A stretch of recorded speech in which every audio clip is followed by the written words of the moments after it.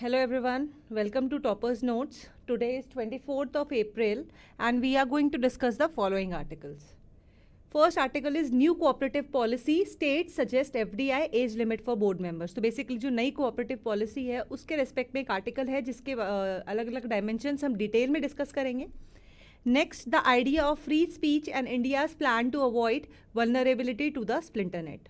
तो जो free speech वाला जो इशू है, ट्विटर इशू चल रहा है, अभी एलॉन मस्क ने ट्विटर को अक्वायर किया है, तो उसके रेस्पेक्ट में इंडिया ने जो आईटी लॉज को चेंज करने की बात की है, तो बेसिकली उस पर एक आर्टिकल है.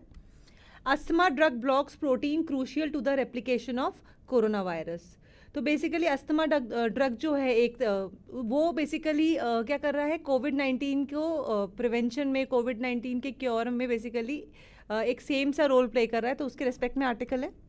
Next, India designation by the USCIRF. तो बेसिकली USCIRF की जो रिपोर्ट थी जिसमें कि इंडिया को a country of concern designate किया गया है रिलीजियस इश्यूज़ के मामले में, तो उस पर एक आर्टिकल है कि इंडिया इससे अग्री नहीं करता है और बाकी जो डायमेंशंस हैं वो. Mission Antyodaya and the rural transformation. Next article कि जो अंत्योदय मिशन है उससे रूरल ट्रांसफॉर्मेशन कैसे हो सकता है और क्या स्टेप्स हैं, क्या इनिशिएटिव्स हैं, उनके बारे में डिस्कशन है. Next is towards a revenue neutral structure. तो रेवेन्यू न्यूट्रल स्ट्रक्चर पे किस तरह जीएसटी के रिस्पेक्ट में ये आर्टिकल है कि रेवेन्यू न्यूट्रल स्ट्रक्चर तक पहुंचने में इंडिया कैसे स्ट्राइव कर रहा है. And last is facing a common threat. तो बेसिकली ये इंडिया ऑस्ट्रेलिया रिलेशंस पर एक आर्टिकल है. So let's get started.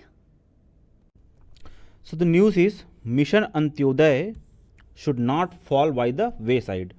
Actually काफ़ी वक्त से इससे रिलेटेड चीज़ें अपडेटेड नहीं हो रही हैं. सो एक ये कॉज ऑफ कंसर्न है. ये इंपॉर्टेंट है GS2 के पॉइंट ऑफ व्यू से. सब सेक्शंस आएंगे, welfare schemes for the vulnerable sections. So अगर राइट मोमेंटम मिले मिशन अंत्योदय को तो ये काफ़ी हद तक जो rural development and social justice का जो इशू है वो सॉल्व कर देगा by transforming rural areas. So mission Antyodaya के बारे में थोड़ा सा जान लें हैं कि ये प्राइमरीली प्रमोट करता है inclusive growth through out the country. ये एक प्रो पुअर स्कीम है जिसे बजट 17-18 में अनाउंस किया गया था.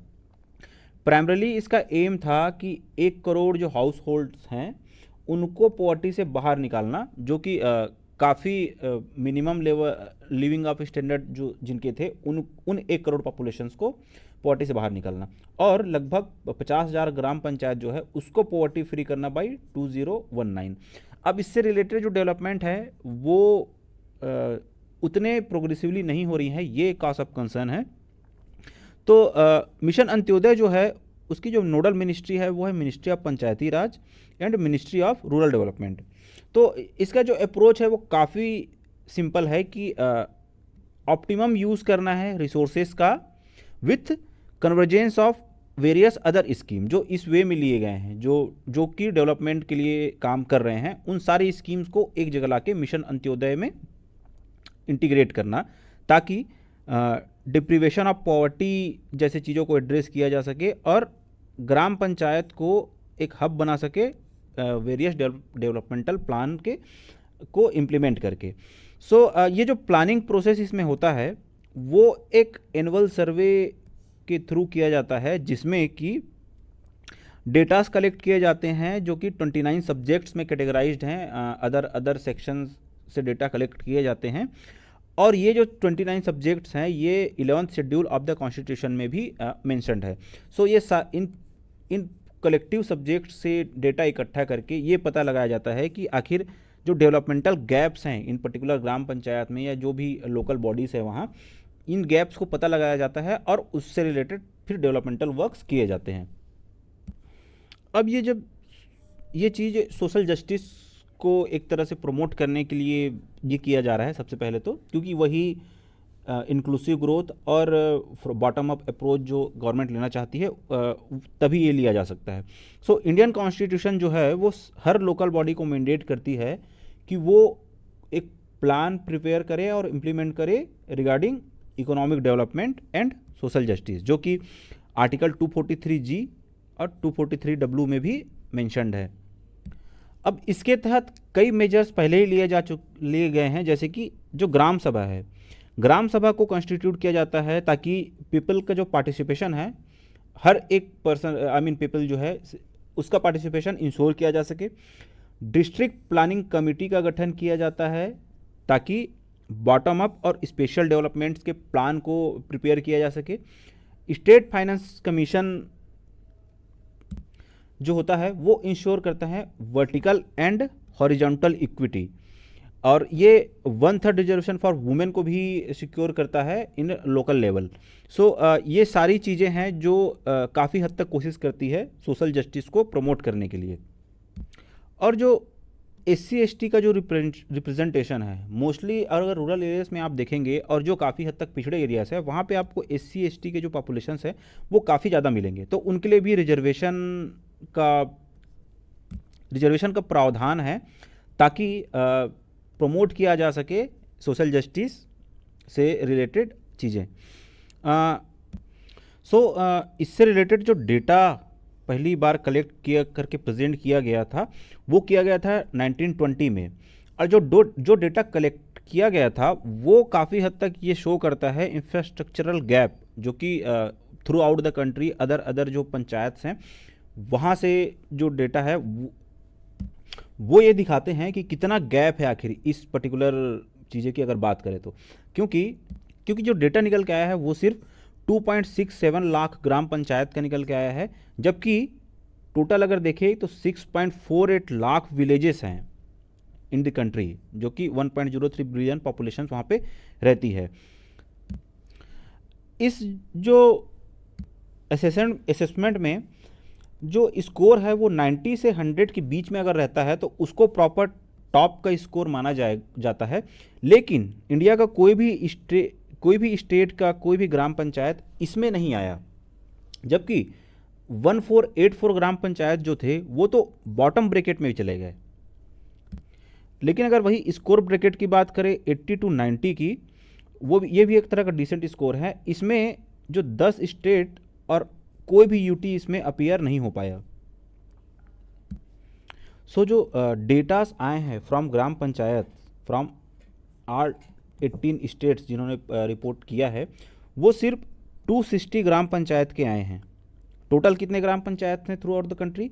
2.67 लाख ग्राम पंचायत में से सिर्फ 260 के आए हैं, जो कि कंप्राइज करता है ओनली 0.10%। सो ये काफ़ी कंसर्निंग है फॉर आवर कंट्री। अगर 70 से 80 के स्कोर को भी अगर रिस्पेक्टेबल माना जाए यहाँ पे, तो केरला इसमें टॉप करता है। लेकिन वहाँ भी केरला के सिर्फ 34.69% ही ग्राम पंचायत से जिन्होंने रिपोर्ट किया गया था, और बाकी अदर जो ग्राम पंचायत से इन केरला वो इसमें पार्टिसिपेट नहीं किए। तो जो ऑल इंडिया एवरेज निकल के आता है वो करीब आता है 1.09%, जो कि काफ़ी ज़्यादा डिसअपॉइंटिंग है। अगर गुजरात की बात करें जो कि केरला के बाद आता है, तो ये भी ओनली 11.28% के आसपास इनका पार्टिसिपेशन है ऑफ टोटल ग्राम पंचायत जो गुजरात में है। अगर प्रीलिम्स के पॉइंट ऑफ व्यू से देखें तो मिशन अंत्योदय क्या होता है ये इंपॉर्टेंट है for exam point of view, और इससे रिलेटेड जो और स्कीम्स है जो गवर्नमेंट ने लॉन्च किया है फॉर सिक्योरिंग इंक्लूसिव ग्रोथ, इससे रिलेटेड चीज़ें आपको पता होनी चाहिए। This is it in this news.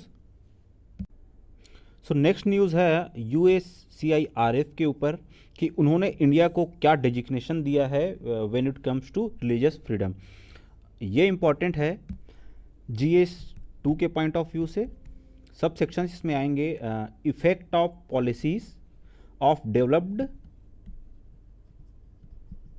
And developing countries in India's interest. जो यूनाइटेड स्टेट्स का जो एक एनुअल रिपोर्ट आती है जो United states commission on international religious freedom USCIRF launch करती है, उसमें इंडिया को डिजिग्नेट किया गया है country of particular concern for religious freedom. USCIRF के बारे में थोड़ा सा जान लेते हैं। ये एक इंडिपेंडेंट बाईपार्टिसन बॉडी है जिसे इंटरनेशनल रिलीजियस फ्रीडम एक्ट 1998 में US में क्रिएट किया गया था। ये कोई NGO नहीं है, ये एक प्रॉपर लेजिस्लेटिव प्रोसीजर से क्रिएट किया गया है इन यूएस। सो आखिर ये न्यूज़ में क्यों है, इंडिया को इसके लिए कंसर्न क्यों होना चाहिए? तो इन्होंने इंडिया को डेजिग्नेट किया गया है सीपीसी यानी कंट्री ऑफ पर्टिकुलर कंसर्न, क्योंकि इसका मतलब ये है कि इंडिया उन कंट्रीज़ में से एक है जो पुअरली परफॉर्म कर रही है अगर जब बात आती है रिलीजियस फ्रीडम की। ये जो रिपोर्ट है USCIRF का, वो टारगेटेड सेंशन की बात करती है उन इंडिविजुअल्स पे या फिर उन एंटिटीज़ पे जो कि सीवियरली वायलेट करते हैं रिलीजियस फ्रीडम को, और अगर यूएस में उनके कोई एसेट्स हैं तो उसको एक तरह से फ्रीज किया जाना चाहिए। अब ये जो कंट्री ऑफ पर्टिकुलर कंसर्न है, इस डेजिग्नेशन का मीनिंग क्या है आखिर? ये उन कंट्रीज़ को शामिल करते हैं जिस पे गवर्नमेंट खुद ही इंगेज रहते हैं या फिर बहुत ज़्यादा टॉलरेट करते हैं कई सीवियर एक्शंस को जो कि रिलीजियस फ्रीडम को वायलेट करते हैं। और इस तरह के जो एक्ट होते हैं, ये जो इंटरनेशनली डिफाइंड या रिकॉग्नाइज्ड जो फ्रीडम है रिलीजन का, उसका एक सीधे तौर पे वायलेशन है। जो अदर डेजिग्नेशंस मिलते हैं जो कि लेस सीरियस होते हैं जब इन केस ऑफ वायलेशन, तो उसको स्पेशल वॉच की लिस्ट में डाला जाता है। सो कंट्रीज़ के अलावा इंडिया के अलावा क्या और भी कंट्रीज़ हैं जिनको डेजिग्नेट किया गया है इसमें? तो हाँ, इसमें इंडिया के अलावा Pakistan, Burma, China, Eritrea, Iran, north Korea, Russia, Saudi Arabia, Tajikistan और ये सब कंट्रीज़ शामिल हैं। और जिन कंट्रीज़ को स्पेशल वॉच लिस्ट में डाला गया है, इनमें Algeria, Cuba, Malaysia, Turkey, Uzbekistan जैसे कंट्रीज़ हैं। तो अगर बात करें क्या इंडिया पहले भी इस लिस्ट में आया है कि नहीं, तो जी हाँ, ये 4th टाइम है जब इंडिया को कंट्री ऑफ पर्टिकुलर कंसर्न की लिस्ट में डाला गया है। सो अगर एग्ज़ाम पॉइंट ऑफ व्यू से देखें तो क्या ये इम्पोर्टेंट है? तो नहीं, इससे डायरेक्टली क्वेश्चन तो यूपीएससी नहीं पूछता है, लेकिन हाँ, जो रिलीजियस फ्रीडम का इशू है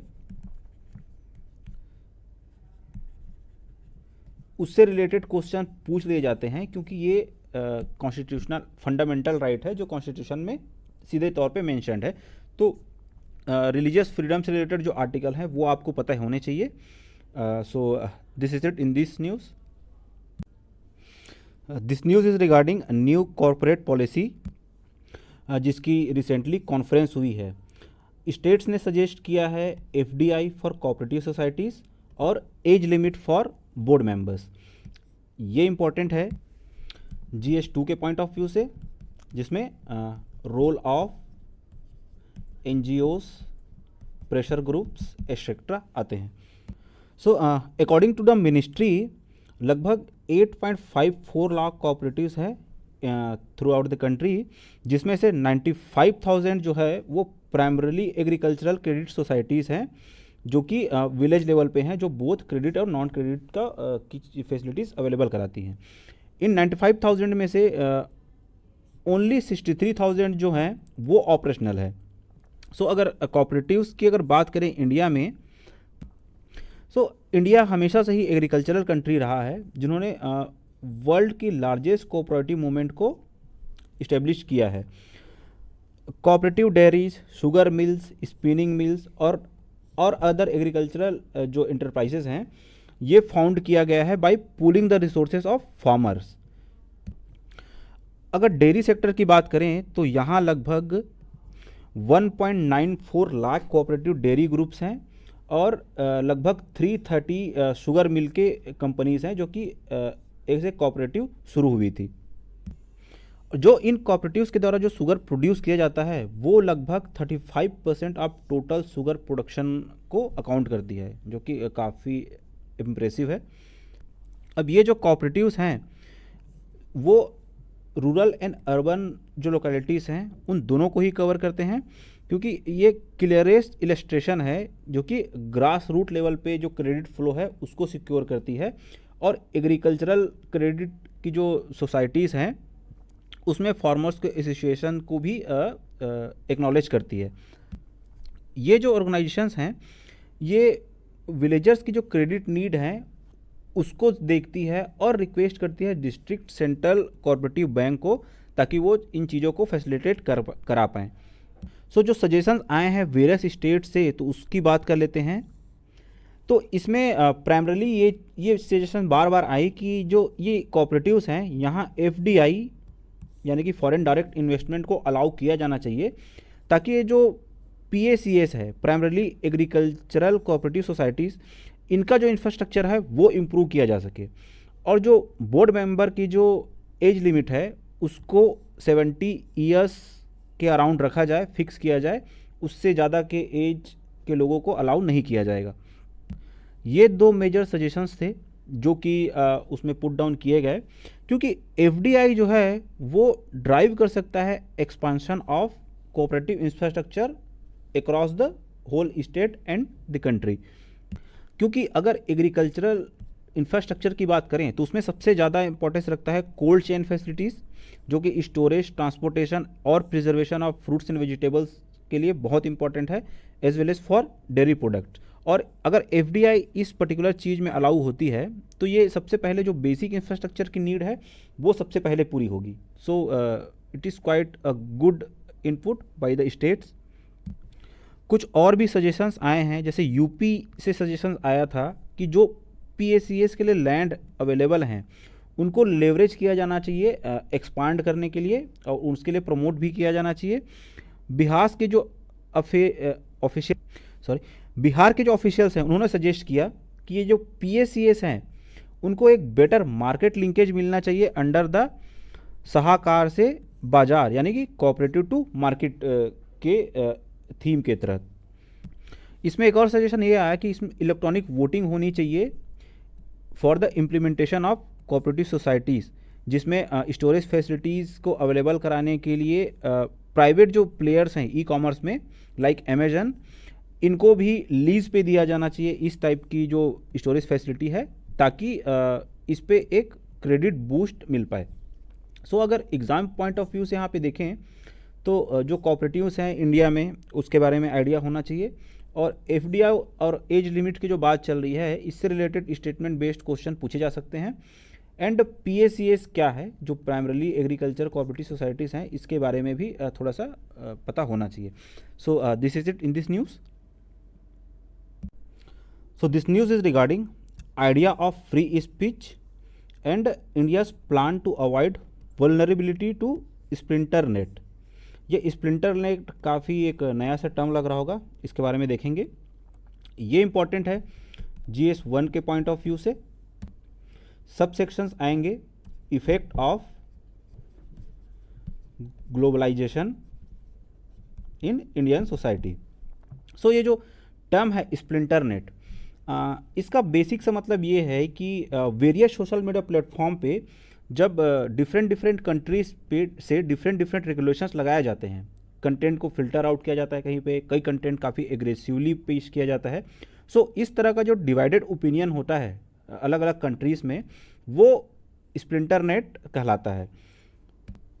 सो ये न्यूज़ इसलिए है क्योंकि जैसे ही एलॉन मस्क ने सोशल मीडिया प्लेटफॉर्म ट्विटर को ख़रीदा, तो वैसे ही जो हमारे ministry of electronics and IT के जो मिनिस्टर हैं उनसे एक स्टेटमेंट आई कि जो 22 ईयर ओल्ड आईटी एक्ट है इंडिया में, उसमें कुछ ना कुछ चेंजेस करने चाहिए, ताकि ये जितने भी सोशल मीडिया के प्लेटफॉर्म्स हैं उनकी जो वेपनाइजेशन की कैपेबिलिटी है उसको कहीं ना कहीं कंट्रोल किया जा सके।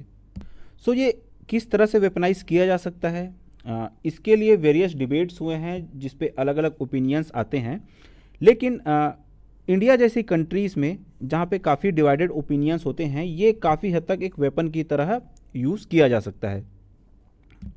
क्योंकि इंडिया का जो कंसर्न रहा है हमेशा वो ये रहा है कि वेरियस डाइवर्सिटी की वजह से जो वेरियस सेक्शंस ऑफ पीपल हैं उनकी जो सोच होती है वो काफ़ी हद तक थोड़ी सी डिवाइडिंग होती है, और इस तरह के जो प्लेटफॉर्म्स मिलते हैं जहाँ पे प्रॉपर स्क्रूटनाइज नहीं किया जाता है प्रॉपर पोस्ट को या फिर वेरियस अदर कंटेंट्स को, तो वो और ज़्यादा हार्मफुल है for the unity of the country. इसके तहत जो जो भी इंटरमीडियरीज हैं, चाहे बिग हो या स्मॉल हो, उनको कंप्लाई करना होगा जो नेशन के जो एक्सपेक्टेशंस हैं, जो कि ओपननेस, सेफ्टी और ट्रस्ट एंड अकाउंटेबिलिटी को प्रमोट करती है। सो प्लेटफॉर्म चाहे कोई भी हो, लेकिन कंट्रीज़ के कुछ रूल्स हैं एंड रेगुलेशंस है regarding this kind of platforms. So doesn't matter कि कौन उसको ओन करता है, इंडिया के जो एक्सपेक्टेशंस है और स्टैंडर्ड है वो उनको फॉलो करने ही होंगे to be transparent and proper delivery of their service. So इन चीज़ों को सिक्योर करने में जो बिग टेक हैं उनका रोल क्या हो सकता है और क्या वो इन्फ्लुएंस कर पाते हैं लोगों के ओपिनियन को, तो ये भी एक गवर्नमेंट की एक कंसर्न है, क्योंकि इंडिया जो है वो ट्रिलियन डॉलर इकोनॉमी होगी when it comes to digital platforms. So अगर कोई पर्टिकुलर पावर जो अनप्लग कर सकता है इन चीज़ों को, वो गुड नहीं है फ्रॉम द कंट्रीज पर्सपेक्टिव, क्योंकि जो ये वेब बेस्ड ऑनर हैं वो यूजुअली यूएस या डेवलप्ड या वेस्टर्न कंट्रीज से ही आते हैं। So India doesn't like the idea that any country should be, could be and must be vulnerable to this kind of conduct कि आई मीन जितने भी जो भी प्लेटफॉर्म्स हैं वो अपने पर्टिकुलर गेन के लिए या पर्टिकुलर पॉलिटिक्स के लिए इन चीज़ों को इन्फ्लुएंस नहीं कर सकती है। अगर रीजनेबल रिस्ट्रिक्शंस की बात करें इंडिया में ऑफ फ्री स्पीच, तो उससे रिलेटेड डिबेट्स और आर्गूमेंट्स पहले भी हुए हैं, लेकिन जो आर्टिकल 19(1)(a) है ऑफ कॉन्स्टिट्यूशन वो सिक्योर करता है ऑल सिटीजन्स को for right to freedom of speech and expression. लेकिन जो कॉन्स्टिट्यूशन का पहला अमेंडमेंट था उसमें ही इसमें रीजनेबल रिस्ट्रिक्शन को ऐड कर दिया गया when it comes to certain conditions. तो जब इसकी बात आती है तो गवर्नमेंट इम्पोज कर सकती है इस तरह के कंट्रोल एंड रिस्ट्रिक्शंस को जब सिक्योरिटी या फ्रेंडली रिलेशंस की बात आती है, या पब्लिक ऑर्डर जैसे चीज़ें, या मोरालिटी डिसेंसी जैसी चीज़ें, या कंटेम्प्ट ऑफ कोर्ट, डिफेमेशन जैसी चीज़ें जब सामने आती है। So when it comes to cyber space there is jurisprudence and कई बार ऐसा हुआ है कि गवर्नमेंट ने कई कंटेंट को टेक डाउन भी किया है और कई इंडिविजुअल को डी प्लेटफॉर्म भी किया गया है जब भी उनके कमेंट्स या उनके पोस्ट काफ़ी हद तक डिस्टर्बिंग या फिर अनफ्रेंडली होते हैं to the interest of public order. अगर रिस्ट्रिक्शंस की बात करें सोशल मीडिया पे, तो जो सेक्शन 69A है IT एक्ट 2000 की, वो ये पावर देता है कि वो इशू कर सकते हैं डायरेक्शन ब्लॉक करने के लिए किसी पब्लिक एक्सेस को और पर्टिकुलर रिसोर्सेस, न्यूज़, इस टाइप की जो भी कंटेंट हैं ऑनलाइन अवेलेबल हैं उनको ब्लॉक करने के लिए प्रॉपर डायरेक्टिव इशू कर सकती है ministry of information and technology. और इस तरह की कई वार्निंग्स ट्विटर को पहले भी मिल चुकी हैं, जिसमें उनसे ये कहा गया है कि जो चीज़ें एप्रोप्रिएट नहीं हैं इन द पब्लिक डोमेन उसको टेक डाउन किया जाए। और ट्विटर ने जब इसको कंप्लाई नहीं किया गया है तो मल्टीपल टाइम उनको वार्निंग्स भी जारी किया गया है।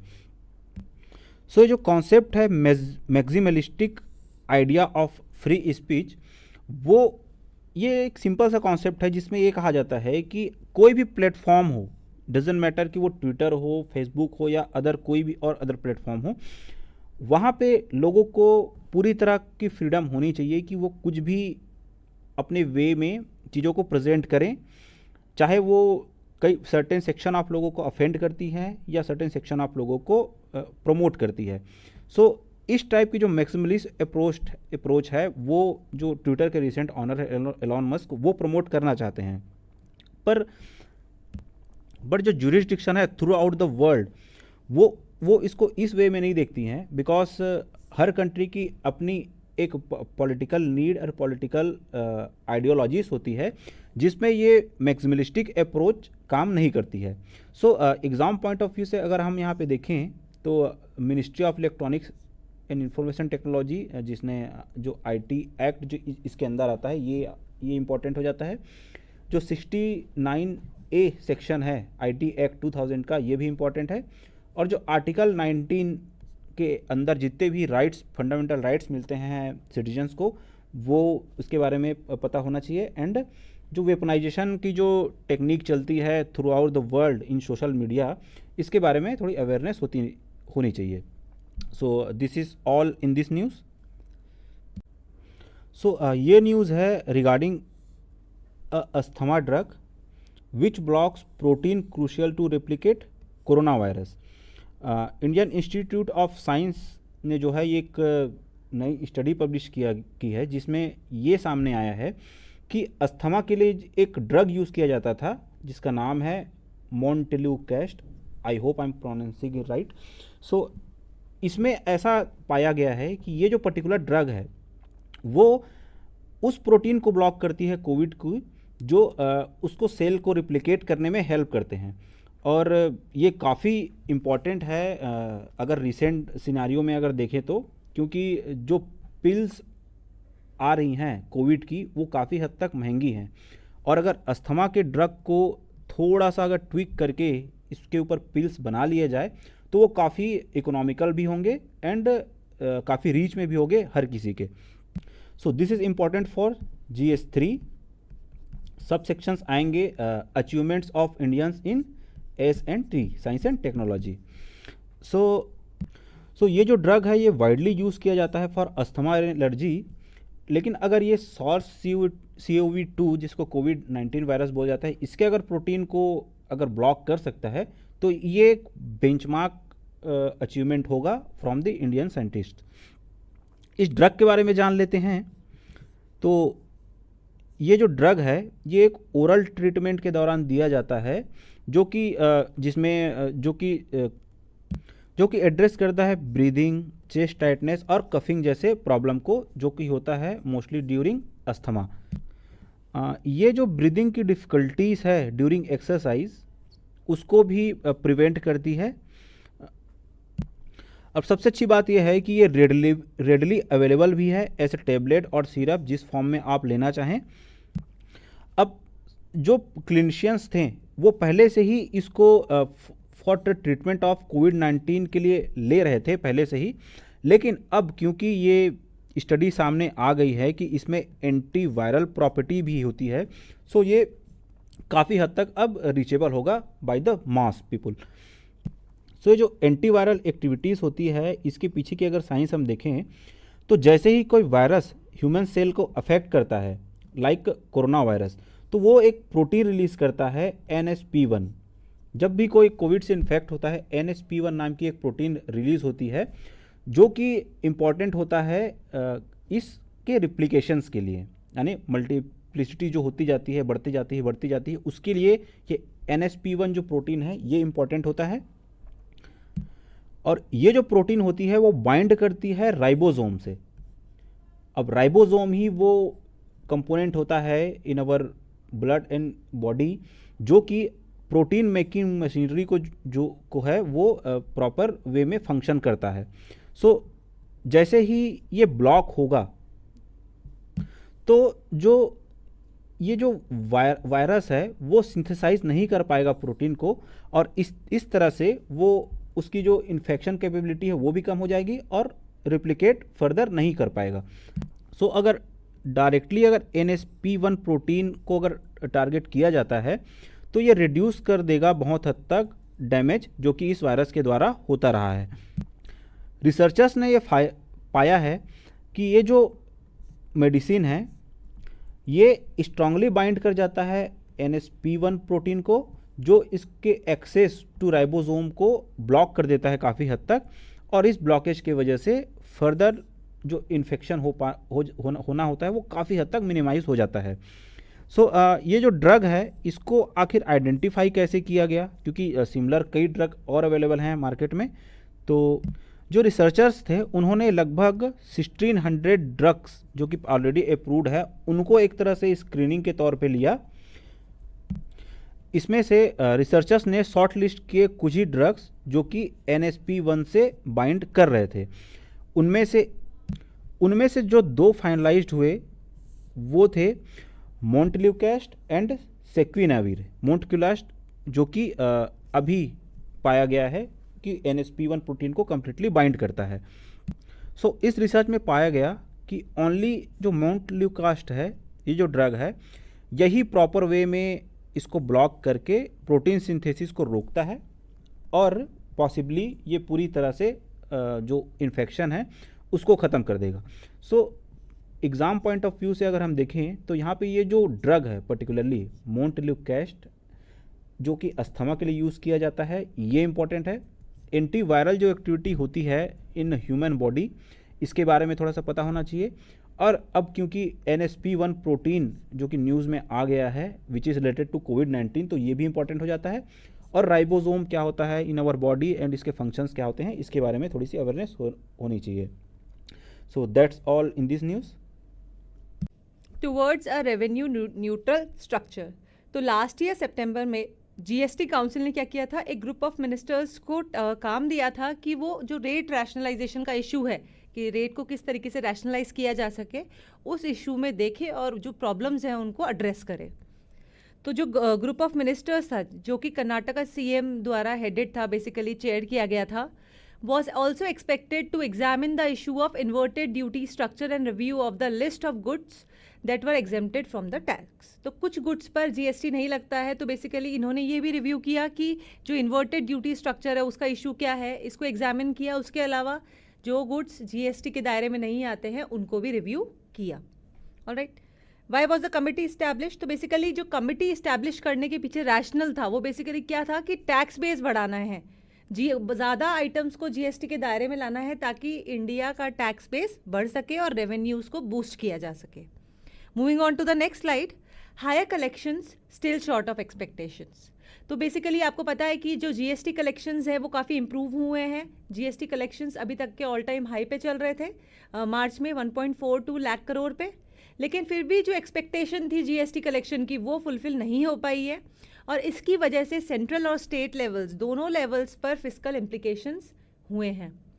For states which are unlikely to have the question of revenue garnered through the compensation cess after June this year, the situation will be particularly challenging in the absence of a significant pickup in overall collections. तो basically ये बोलना चाह रहा है कि जिन states के पास में जो कॉम्पेंसेशन सेस का जो रेवेन्यू था वो नहीं है, तो उनके लिए सिचुएशन बहुत ज़्यादा चैलेंजिंग हो सकती है। Reason for lower than expected collection, तो जो एक्सपेक्टेड कलेक्शंस थे उनसे कम कलेक्शन हुआ है, उसका रीज़न क्या है? पहला है टैक्स रेट्स बहुत कम है, कंप्लायंस इश्यूज़ हैं, लोग टैक्स अवॉइड कर देते हैं, टैक्स इवेड कर देते हैं। तो इन सब इशू की वजह से क्या है कि कलेक्शंस जो एक्सपेक्टेड थे वो नहीं मिले हैं। The tax rates levied continue to remain lower as compared to those under the earlier regime। तो बेसिकली टैक्स रेट्स जो हैं वो पहले की गवर्नमेंट के कंपैरिजन में, पहले की गवर्नमेंट के टाइम के कंपैरिजन में बहुत ज़्यादा कम है। इस वजह से कलेक्शंस भी ऑटोमेटिकली रिड्यूस हुए हैं। नाउ RBI रिपोर्ट, तो बेसिकली RBI रिपोर्ट ने क्या असेस किया है कि जो एवरेज GST रेट है वो 11.6% तक पहुंच गई थी in 2019। Alright, to put this in perspective, the Subramaniam committee report has estimated the revenue neutral rate at 15.5%। तो इस जो अपना GST रेट कम हुई थी, इसको पर्सपेक्टिव में लाने के लिए सुब्रमण्यम कमेटी रिपोर्ट ने क्या रिकमेंड किया है कि जो रेवेन्यू न्यूट्रल रेट है वो एस्टिमेटेड कितनी होनी चाहिए, 15.5%।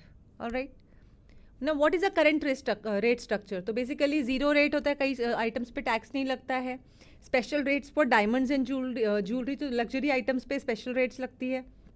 Standard rates of 5%, 12% and 18%। तो depending on the type of good ये जो GST रेट है 5% भी हो सकती है, 12% भी हो सकती है, 18% भी हो सकती है, और सबसे मैक्सिमम परसेंटेज टैक्स का हो सकता है 28%। तो ये आपको याद रखना है कि ज़ीरो रेट भी है और मैक्सिमम है 28%।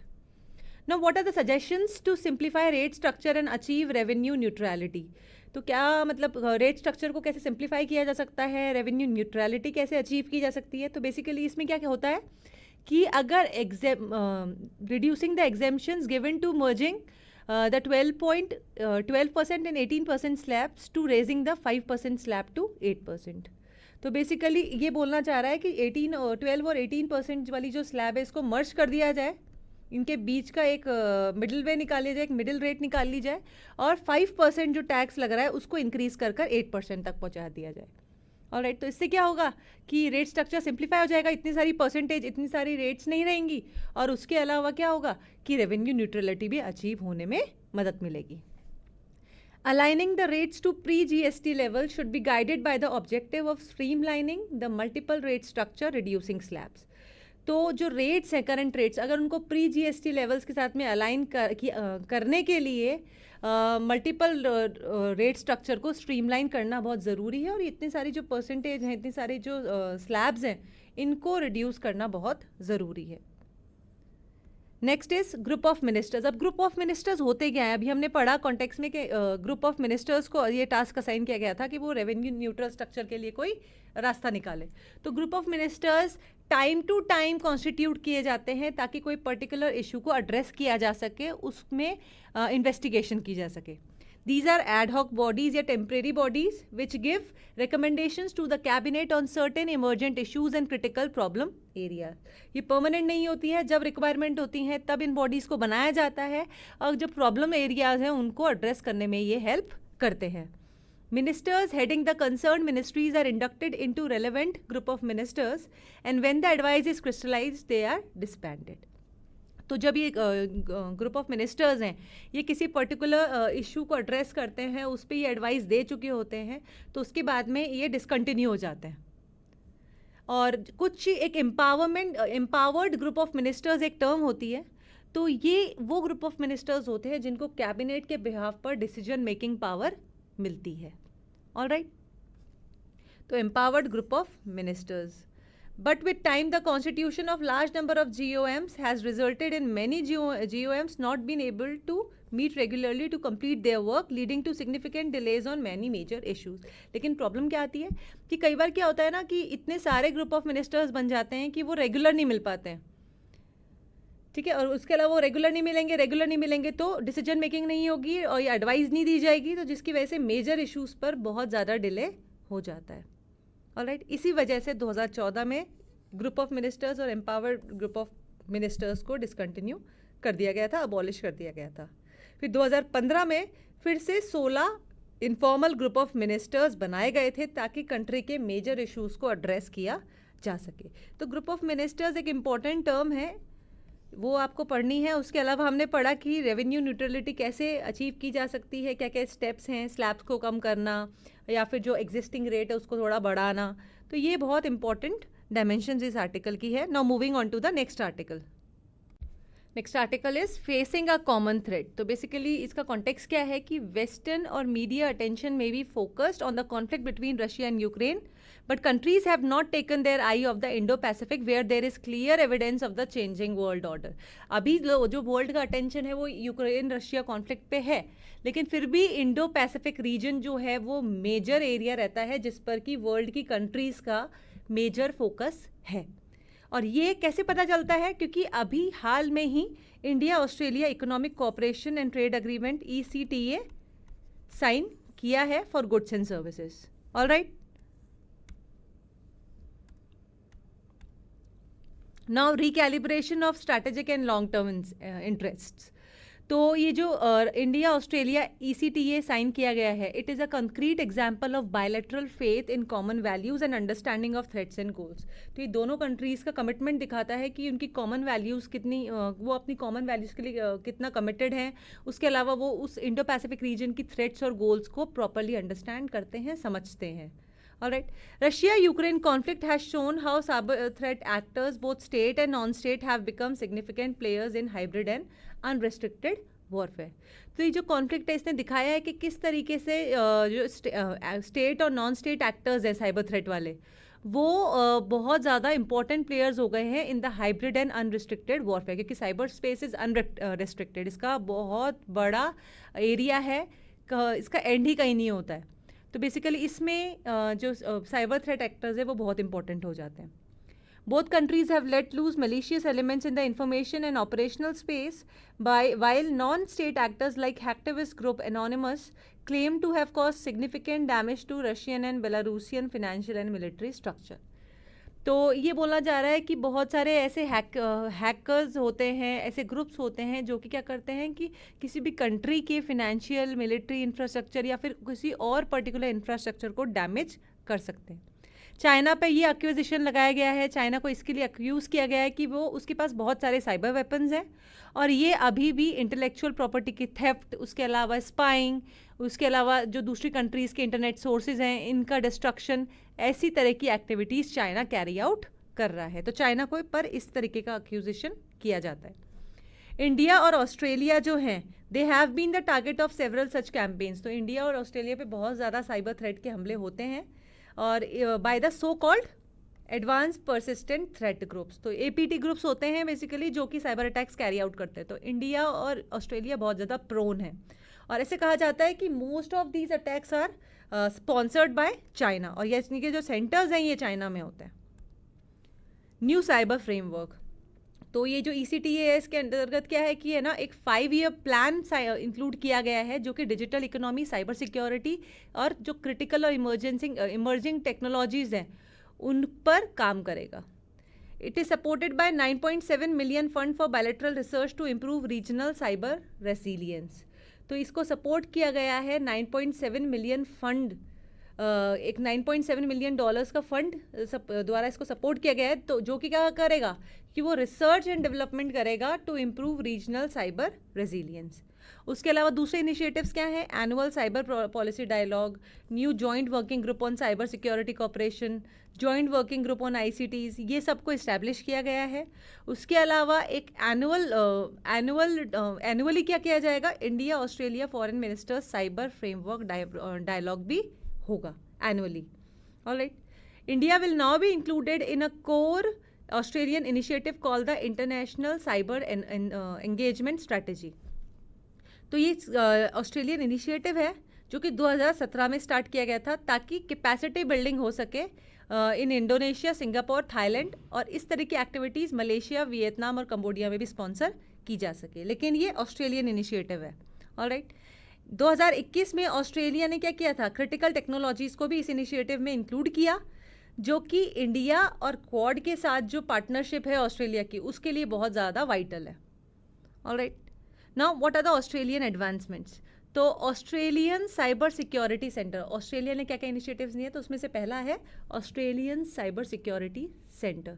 तो ये कंट्री की साइबर सिक्योरिटी इंफॉर्मेशन एडवाइस और एफर्ट्स में सबसे टॉप पर ये ऐसी ऑर्गेनाइजेशन है. ये जो कंट्री की, जो ऑस्ट्रेलिया की लॉ इन्फोर्समेंट है, इंटेलिजेंस एजेंसीज है, क्राइम इन्वेस्टिगेशन और नेशनल सिक्योरिटी बॉडीज़ हैं, इनसे एक्सपर्टीज़ लेती है. ऑलराइट. और इसका एक पार्टनरशिप प्रोग्राम भी है कॉर्पोरेट वर्ल्ड के साथ में ताकि ये इंटेलिजेंस शेयरिंग कर सके ऑन साइबर थ्रेट्स. ऑलराइट.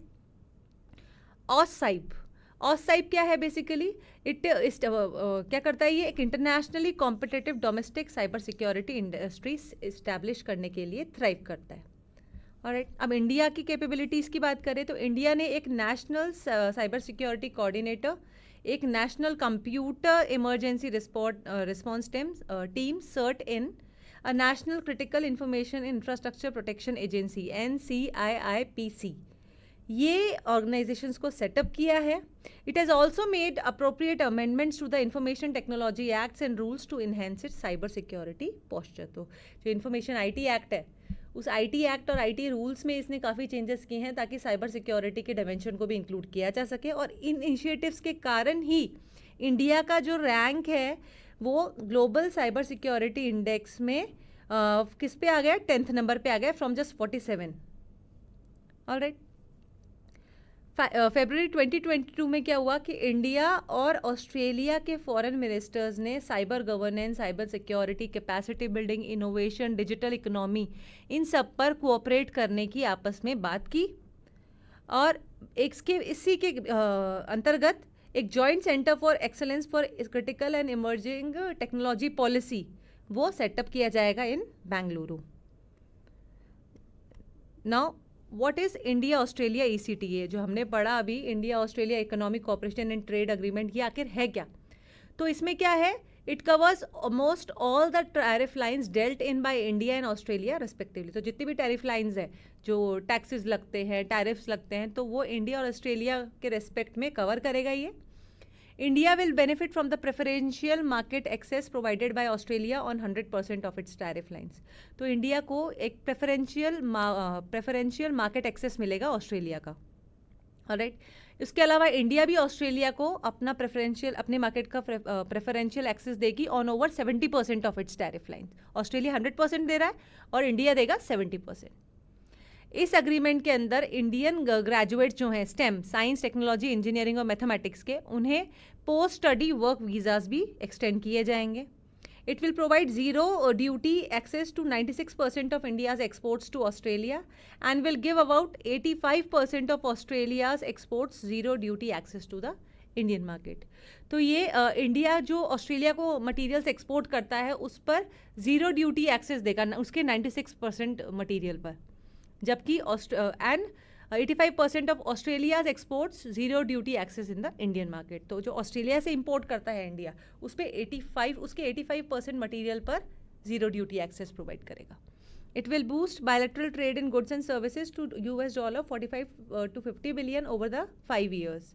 तो इससे क्या होगा कि इंडिया के जो गुड्स और सर्विसेज में बायलैटरल ट्रेड है इंडिया ऑस्ट्रेलिया के साथ में, उसको ये बूस्ट करेगा और ये पहुंचा देगा इस मार्क को $45 to 50 बिलियन तक, ऑलराइट।